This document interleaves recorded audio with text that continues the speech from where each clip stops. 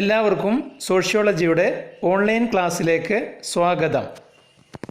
+1 തുല്യതാ സോഷ്യോളജിയുടെ 2018 നവംബറിലെ ഒരു ചോദ്യപേപ്പറിൻ്റെ ഉത്തരം കണ്ട് എത്തുകയായിരുന്നു നമ്മൾ കഴിഞ്ഞ വീഡിയോയിൽ.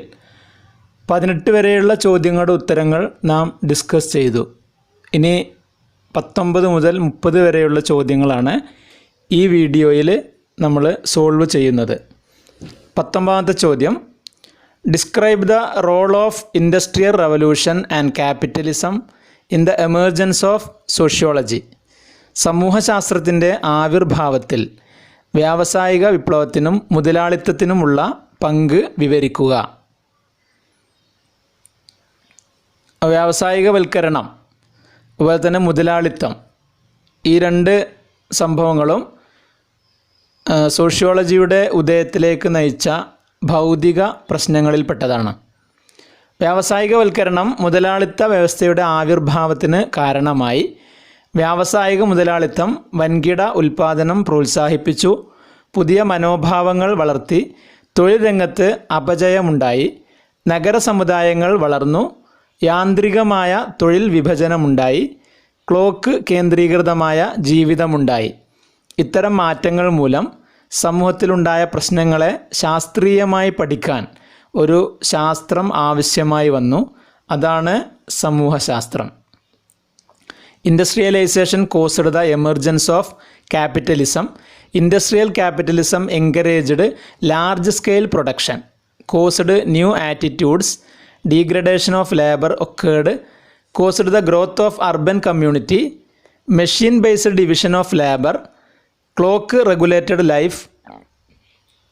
In order to study these changes scientifically, sociology emerged as a new discipline. അടുത്ത ചോദ്യം 20. Explain the views of conflict and functionalist theories regarding cooperation.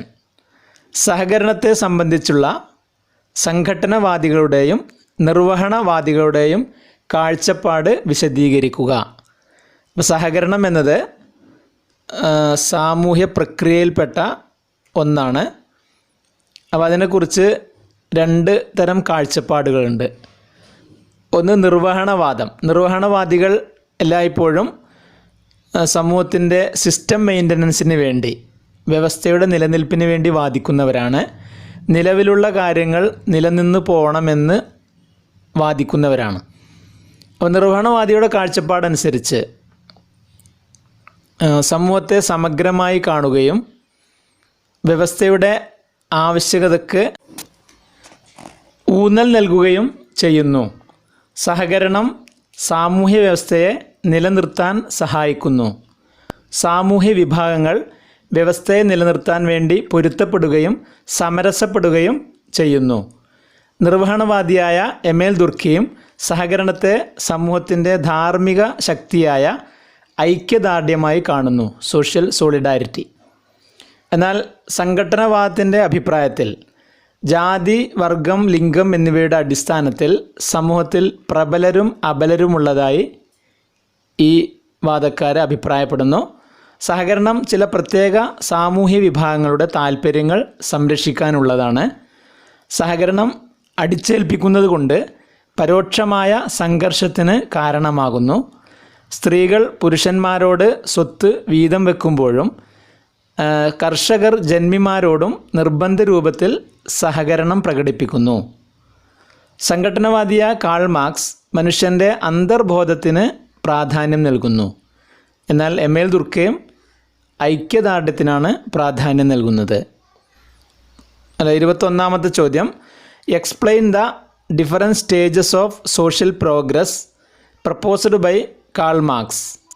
Karl Marx മുന്നോട്ട് വെക്കുന്ന സാമൂഹ്യ പുരോഗതിയുടെ വിവിധ ഘട്ടങ്ങൾ വിശദീകരിക്കുക. മാർക്സിൻ്റെ അഭിപ്രായത്തിൽ സമൂഹം പുരോഗതി പ്രാപിച്ചത് 4 ഘട്ടങ്ങളിലൂടെയാണ്. ഈ ഘട്ടങ്ങൾ പ്രാകൃത കമ്മ്യൂണിസം, അടിമത്തം, നാടുവാഴിത്തം, മുതലാളിത്തം എന്നിവയാണ്. പ്രാകൃത കമ്മ്യൂണിസം സ്വകാര്യ സ്വത്തില്ലാത്ത ഒരു സാമുദായിക സ്വത്ത് മാത്രമുണ്ടായിരുന്ന ഒരു കാലഘട്ടമാണ്. ഇവിടെ വർഗവിഭജനം ഉണ്ടായിരുന്നില്ല. എന്നാൽ വർഗവിഭജനം തുടങ്ങുന്നത് അടിമത്തം മുതലാണ്. അടിമയും ഉടമയും രണ്ട് വർഗങ്ങളുണ്ടായി. അതുപോലെ തന്നെ നാടുവാഴിത്തത്തിൽ ജന്മി കുടിയാൻ ബന്ധമാണുള്ളത്. മുതലാളിത്തത്തിൽ മുതലാളി വർഗവും തൊഴിലാളി വർഗവും, അങ്ങനെ വിവിധ വർഗങ്ങളുടെ ഒരു കാലഘട്ടമാണ്. അപ്പോൾ ഈ മുതലാളി വർഗത്തിന്മേൽ തൊഴിലാളി വർഗം വിജയം നേടി ഒരു സമത്വസുന്ദരമായ ലോകം വരും. അതാണ് സോഷ്യലിസം എന്ന് മാർക്സ് സിദ്ധാന്തം അവതരിപ്പിച്ചിരുന്നു. Marx argued that human society had progressed through different stages. These were primitive communism, slavery, feudalism and capitalism. ഇതൊക്കെ കുറച്ച് വിശദീകരണത്തോടെ ഉത്തരം എഴുതണം. ഇനി അടുത്ത ചോദ്യം, 22 മുതൽ 24 വരെയുള്ള ചോദ്യങ്ങളിൽ ഏതെങ്കിലും രണ്ടെണ്ണത്തിന് ഉത്തരം എഴുതുക. ഓരോന്നിനും 5 സ്കോർ വീതം ഉണ്ട്. അപ്പോൾ 22ാമത്തെ ചോദ്യം, explain the features of caste pointed out by GS Ghurye. GS Ghurye പ്രതിപാദിച്ചിട്ടുള്ള ജാതിയുടെ സവിശേഷതകൾ വിശദമാക്കുക. അപ്പോൾ ഇന്ത്യൻ സോഷ്യോളജിയുടെ പിതാവായിട്ട് അറിയപ്പെടുന്ന GS ഘുര്യെ ജാതിയെ ശരിക്ക് വിശദീകരിച്ച ഒരു ചിന്തകനാണ്. ജാതിയുടെ നിർവചനം അദ്ദേഹം പറഞ്ഞിട്ടുണ്ട്. അദ്ദേഹത്തിൻ്റെ നിർവചനപ്രകാരമുള്ള പ്രധാന സവിശേഷതകൾ: ഒന്ന്, ഖണ്ഡവിഭജനം അടിസ്ഥാനമാക്കിയതാണ് ജാതി. അതുപോലെ ശ്രേണീബദ്ധമായ വിഭജനമുണ്ട്. ഉയർന്ന താഴ്ന്ന സ്ഥാനങ്ങൾക്കാണ് ശ്രേണീബദ്ധം എന്ന് പറയാം. 3, സാമൂഹ്യ ഇടപെടലുകളെ വിലക്കുകളും നിയന്ത്രണവുമുള്ളതാണ് ജാതി. അവകാശങ്ങളിലും ധർമ്മങ്ങളിലുമുള്ള വേർതിരിവ് ജാതിയിലുണ്ട്. തൊഴിൽ തിരഞ്ഞെടുക്കുന്നതിനുള്ള നിയന്ത്രണം, അല്ലെങ്കിൽ കുലത്തൊഴിൽ നിർബന്ധിക്കുന്നതാണ് ജാതി. അതുപോലെ സ്വഗണ വിവാഹം, ഒരു ജാതി മറ്റൊരു ജാതിന് വിവാഹം കഴിക്കാൻ പാടില്ല, സ്വന്തം ജാതിയിൽ നിന്ന് വിവാഹം കഴിക്കണം എന്ന് നിർബന്ധിക്കുന്നതാണ് ജാതി വ്യവസ്ഥ. Segmental division, hierarchical division, restriction on social interaction, differential rights and duties, restricts choice of occupation, endogamy. അടുത്ത ചോദ്യം 23, analyse the 2 ways of understanding social processes. സാമൂഹ്യ പ്രക്രിയകൾ മനസ്സിലാക്കുന്നതിനുള്ള 2 മാർഗങ്ങൾ വിശകലനം ചെയ്യുക. സാമൂഹ്യ പ്രക്രിയകൾ എന്ന് പറഞ്ഞാൽ സഹകരണം, സംഘർഷം, മത്സരം തുടങ്ങിയ സമൂഹത്തിലെ വിവിധ പെരുമാറ്റ രീതികളാണ്. അപ്പോൾ അതിനെ വിവരിക്കാനുള്ള 2 മാർഗങ്ങൾ നിർവഹണവാദവും സംഘടനവാദവുമാണ്. ഈ ചോദ്യത്തിൻ്റെ മറ്റൊരു രൂപം കഴിഞ്ഞ ചോദ്യത്തിൽ വന്നു. അപ്പോൾ ഇതൊക്കെ പഠിച്ചു പോയാൽ ഒന്നിലധികം ചോദ്യങ്ങൾക്ക് ഉത്തരം എഴുതാൻ സാധിക്കുമെന്ന് മനസ്സിലാക്കാം. സാമൂഹ്യ പ്രക്രിയകളെ മനസ്സിലാക്കാനുള്ള 2 മാർഗങ്ങൾ നിർവഹണവാദവും സംഘടനവാദവുമാണ്. സംഘടനവാദിയായ കാൾ മാർക്സും നിർവഹണവാദിയായ എമേൽ ദുർഖീമും മനുഷ്യർക്കിടയിൽ അടിസ്ഥാന ആവശ്യങ്ങൾ നിറവേറ്റുന്നതിന് പരസ്പരം സഹകരിക്കണമെന്നും ഇത് സമൂഹങ്ങൾക്കനുസരിച്ച് വ്യത്യാസപ്പെടുന്നുവെന്നും അഭിപ്രായപ്പെടുന്നു. മിച്ചോൽപാദനമില്ലാതിരുന്ന ലളിത സമൂഹങ്ങളിൽ വ്യക്തികൾക്കിടയിലും സംഘങ്ങൾക്കിടയിലും സഹകരണമുണ്ടായിരുന്നു. ജാതിയുടെയോ വർഗത്തിൻ്റെയോ വംശത്തിൻ്റെയോ അടിസ്ഥാനത്തിൽ അവിടെ വിഭജനമുണ്ടായിരുന്നില്ല. മിച്ചോൽപാദനമുള്ള നാടുവാഴിത്ത മുതലാളിത്ത സമൂഹങ്ങളിൽ പ്രബലവർഗം മിച്ചമുള്ളത് തട്ടിയെടുക്കുകയും സഹകരണത്തോടൊപ്പം സംഘർഷവും മത്സരവും നിലനിൽക്കുകയും ചെയ്തിരുന്നു.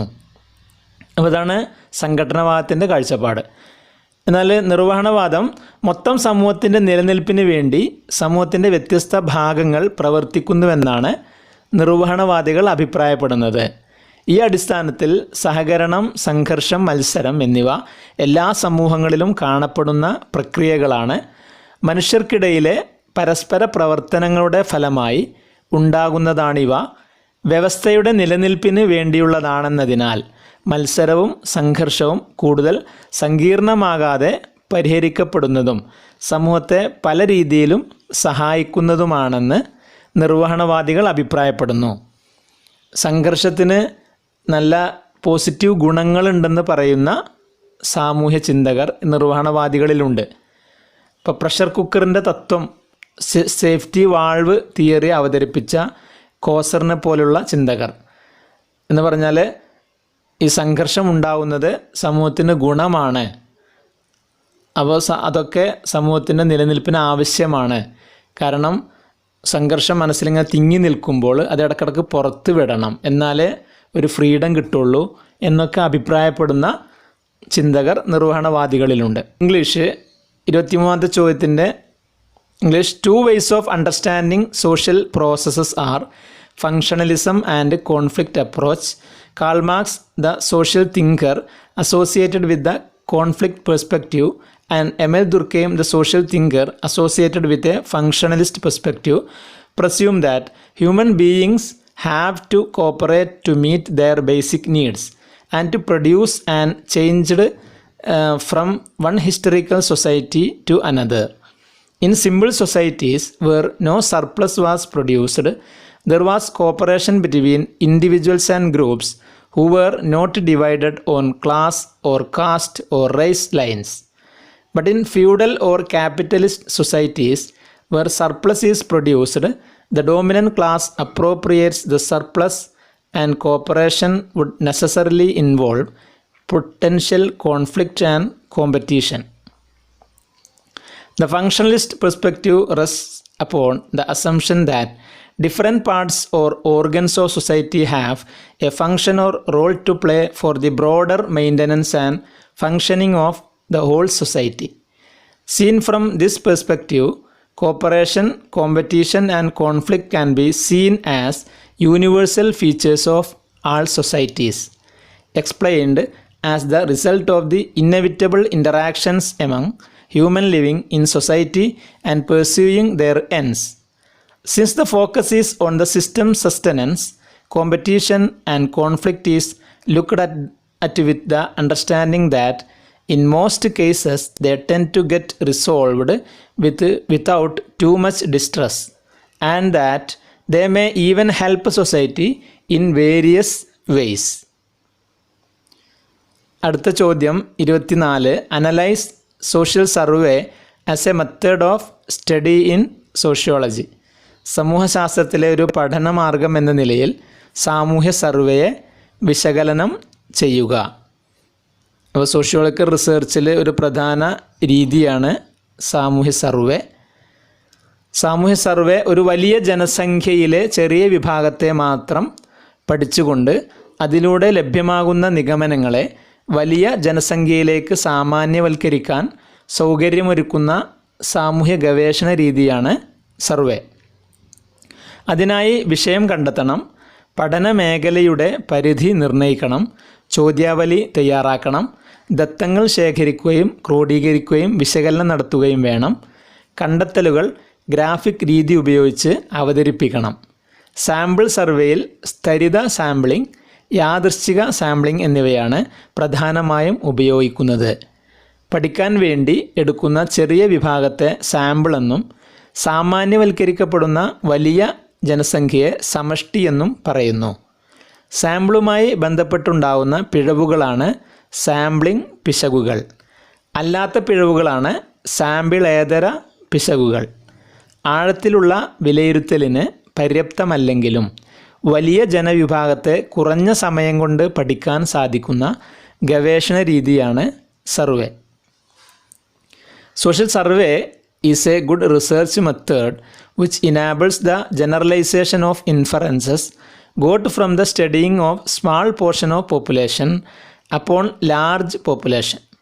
In order to conduct a survey, we have to select a suitable problem, prepare research design and questionnaire, collect, arrange and analyze the data, present the findings using graphical representation. Stratified sampling and random sampling are popular methods of sample survey.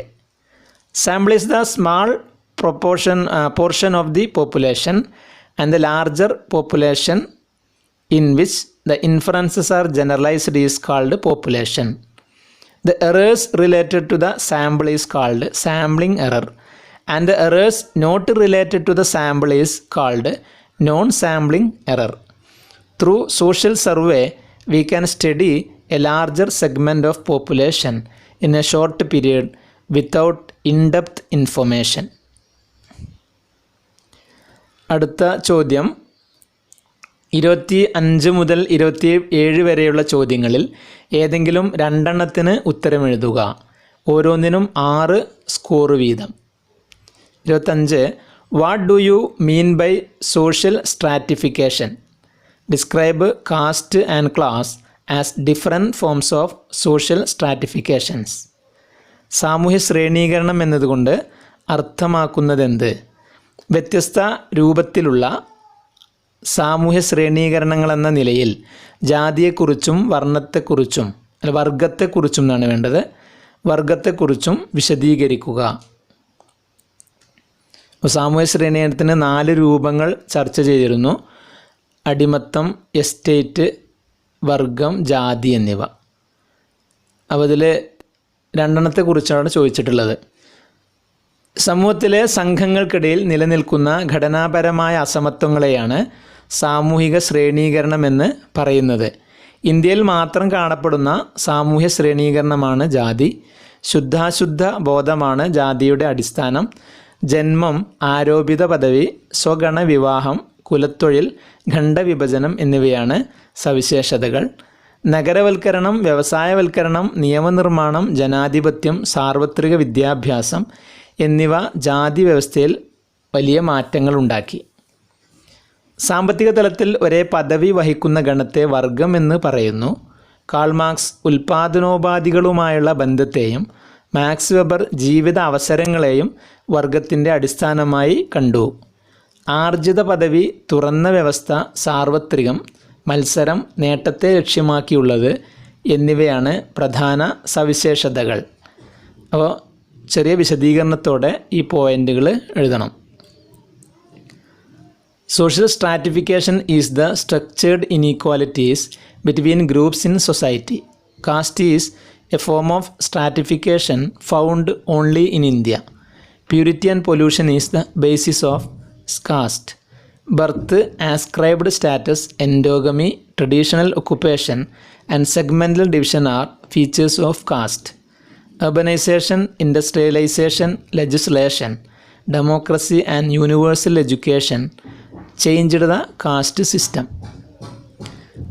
Class is a social group that occupies more or less same position at economic level. Karl Marx saw means of production and Max Weber saw life chance as the base of class. Achieved status, closed system, universal competition, achievement based are main features of class. 26. Classify and explain families on basis of size, residence and authority. വലിപ്പം, വാസസ്ഥലം, അധികാരം എന്നിവയുടെ അടിസ്ഥാനത്തിൽ കുടുംബങ്ങളെ വർഗീകരിച്ച് വിശദമാക്കുക. കുടുംബത്തെ വലിപ്പത്തിൻ്റെ അടിസ്ഥാനത്തിൽ അണുകുടുംബമെന്നും കൂട്ടുകുടുംബമെന്നും തരംതിരിക്കാം. മാതാപിതാക്കളും വിവാഹിതരല്ലാത്ത മക്കളും അടങ്ങിയതാണ് അണുകുടുംബം. 3-ലധികം തലമുറകളോ മാതാപിതാക്കളുടെ സഹോദരി സഹോദരന്മാരോ മറ്റു ബന്ധുക്കളോ ഉള്ള കുടുംബമാണ് കൂട്ടുകുടുംബം. താമസത്തിൻ്റെ അടിസ്ഥാനത്തിൽ കുടുംബത്തെ പിതൃസ്ഥാനീയമെന്നും മാതൃസ്ഥാനീയമെന്നും തരംതിരിക്കാം. വധൂവരന്മാർ പിതാവിൻ്റെ വീട്ടിൽ താമസിക്കുന്ന കുടുംബമാണ് പിതൃസ്ഥാനീയ കുടുംബം. മാതാവിൻ്റെ വീട്ടിൽ താമസിക്കുന്ന കുടുംബമാണ് മാതൃസ്ഥാനീയ കുടുംബം. അധികാരത്തിൻ്റെ അടിസ്ഥാനത്തിൽ കുടുംബത്തെ പിതൃമേധാവിത്വമെന്നും മാതൃമേധാവിത്വമെന്നും തരംതിരിക്കാം. പുരുഷനാണ് കുടുംബത്തിൽ അധികാരമെങ്കിൽ പിതൃമേധാവിത്വമെന്നും സ്ത്രീക്കാണ് അധികാരമെങ്കിൽ മാതൃമേധാവിത്വമെന്നും പറയുന്നു. Family can be classified on the basis of size as the nuclear and joint family. Nuclear family is one with parents and non-married children. Joint family is one with more than 3 generations or the relatives of the parents. On the basis of residence, family is classified into patrilocal and matrilocal family. If the married couple reside In the residence of father, the family is patrilocal, and in the residence of mother, it is matrilocal. On the basis of authority, family is classified into patriarchal and matriarchal. If the authority and control in the family is for males, the family is patriarchal, and for the females, the family is matriarchal family. അടുത്ത ചോദ്യം 27. Critically analyse the role of intellectual ideas in the growth of sociology. സമൂഹശാസ്ത്രത്തിൻ്റെ വളർച്ചയിൽ ധൈഷണിക ആശയങ്ങൾക്കുള്ള പങ്ക് വിമർശനാത്മകമായി വിശകലനം ചെയ്യുക. അപ്പോൾ intellectual ideas, ധൈഷണിക ആശയങ്ങൾ, ബുദ്ധിപരമായ ആശയങ്ങളും സമൂഹശാസ്ത്രത്തിൻ്റെ വളർച്ചയെ സഹായിച്ചിട്ടുണ്ട്. 17-18 നൂറ്റാണ്ടുകളിൽ യൂറോപ്പിലെ ധൈഷണിക രംഗത്തുണ്ടായ പുരോഗതി സമൂഹശാസ്ത്രത്തിൻ്റെ വളർച്ചയെ സ്വാധീനിച്ചു. സ്വാഭാവിക പരിണാമം എന്ന ആശയം സമൂഹത്തെ പല വിഭാഗങ്ങളായി വർഗീകരിക്കുന്നതിനും വികസന ഘട്ടങ്ങൾ വേർതിരിക്കുന്നതിനും സഹായിച്ചു. ഡാർവിൻ്റെ ജൈവ പരിണാമം സമൂഹത്തെ ജീവിയുമായി താരതമ്യം ചെയ്യുന്നതിന് കാരണമായി. ജ്ഞാനോദയം കൊണ്ടുണ്ടായ യുക്തിചിന്തയും വ്യക്തിവാദവും സാമൂഹ്യ പ്രശ്നങ്ങളെ ഗവേഷണ രീതികൾ ഉപയോഗിച്ച് ശാസ്ത്രീയമായി പഠിക്കാൻ പ്രചോദനമേകി. അഗസ്റ്റ് കോംറ്റ്, കാൾ മാർക്സ്, സ്പെൻസർ തുടങ്ങിയ പാശ്ചാത്യ ചിന്തകരുടെ ആശയങ്ങളും സമൂഹശാസ്ത്രത്തിൻ്റെ വളർച്ചയെ സഹായിച്ചു. The intellectual progress that occurred in Europe during 17th and 18th century helped the growth of sociology.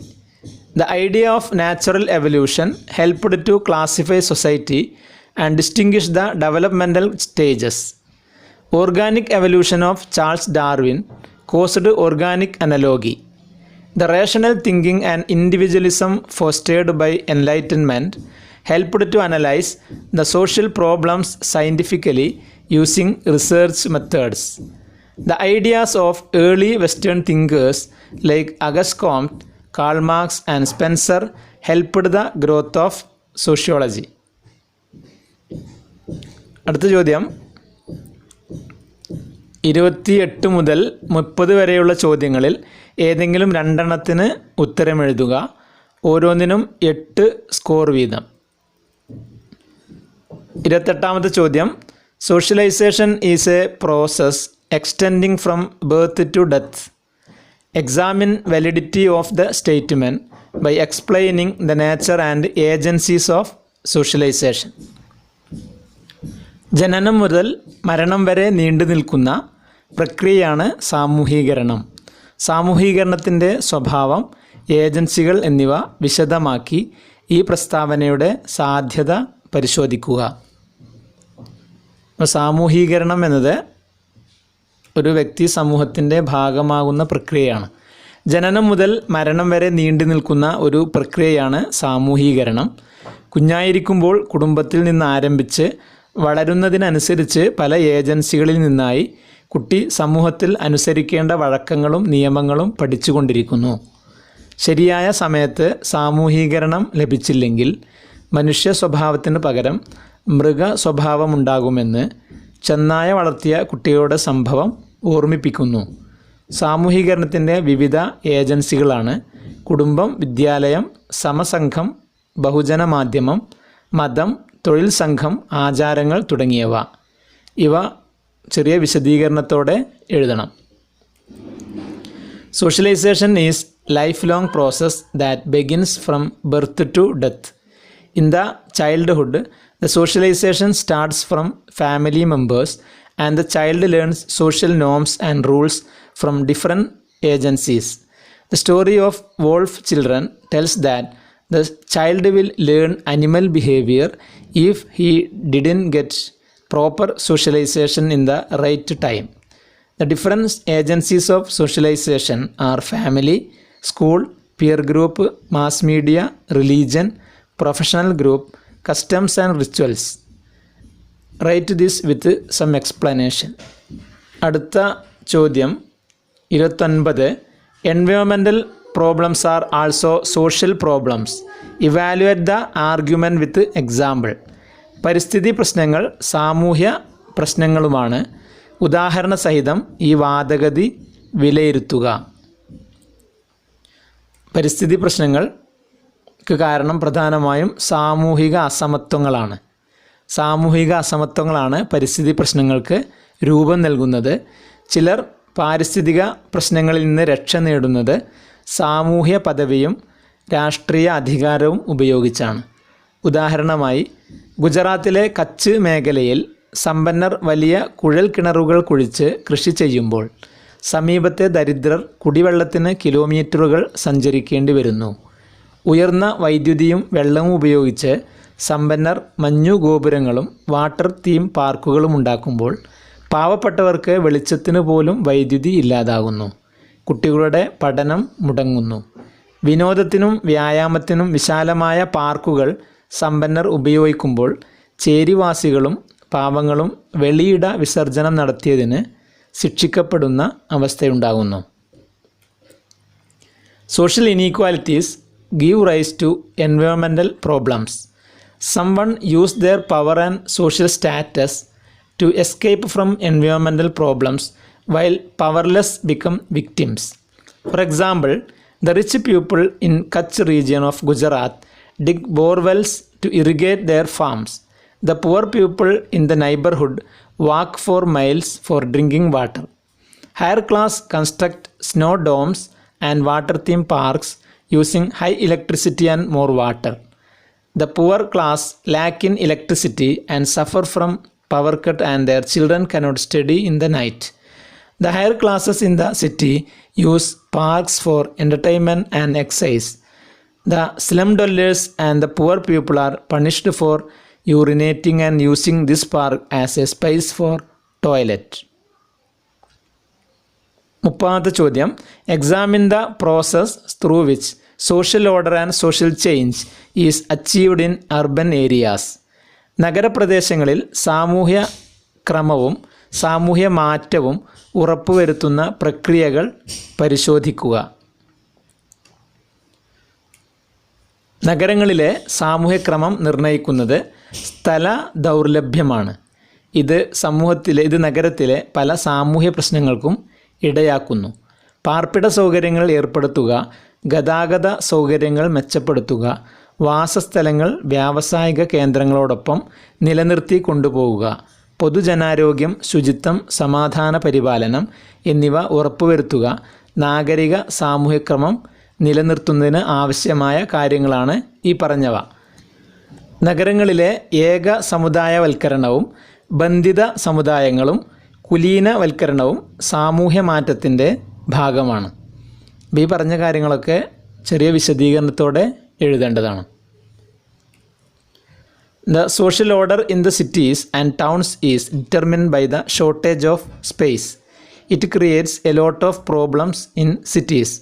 Provide housing facilities, enhance transportation facilities, maintain human settlements along with industrial areas, ensure public health, sanitation and peace in the cities, etc. are essential for the maintenance of social order in the cities. Ghettoization, gated communities and gentrification are some social changes in the cities. Write this with some explanation. ഇതോടെ ഈ ചോദ്യപേപ്പർ അവസാനിച്ചു. അടുത്ത ഒരു വീഡിയോയുമായി പിന്നീട് കാണാം. നന്ദി.